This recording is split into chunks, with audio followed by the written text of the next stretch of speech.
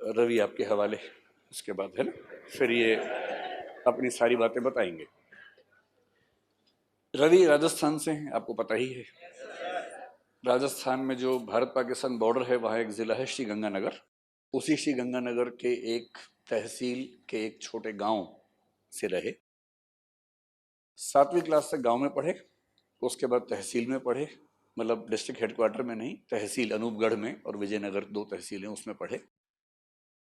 उसी में से एक तहसील अनूपगढ़ से ही ग्रेजुएशन की।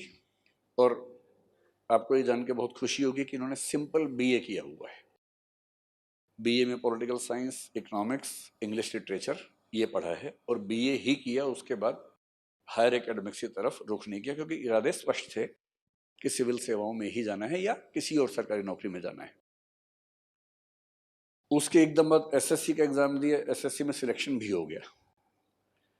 और सिलेक्शन जिसमें हुआ वो डिफेंस की ही अकाउंट सर्विसेज में, director general of defence account ही ना मैंने, है ना, डायरेक्टर जनरल डिफेंस अकाउंट्स बोलते हैं, डीजीएजी, उसमें सिलेक्शन हुआ। हालांकि तब तक इनका मन सिविल सेवाओं का हो गया तो उसको ज्वाइन नहीं किया उस सर्विस को।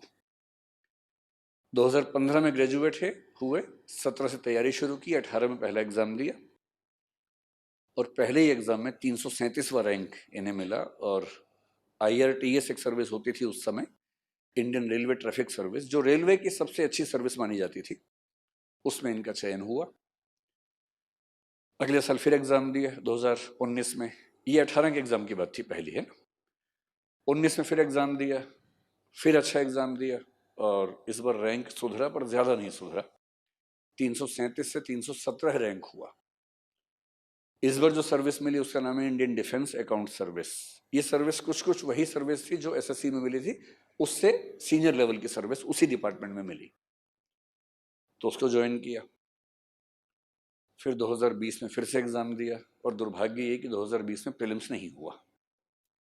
ये सीख आप लोगों के लिए बड़ी महत्वपूर्ण है कि जो व्यक्ति सिविल सेवाओं में टॉप कर रहा होता है उसके लिए भी ये खतरा है कि प्रीलिम्स पे अगर जरा भी चूक हुई तो प्रीलिम्स हाथ से निकल सकता है।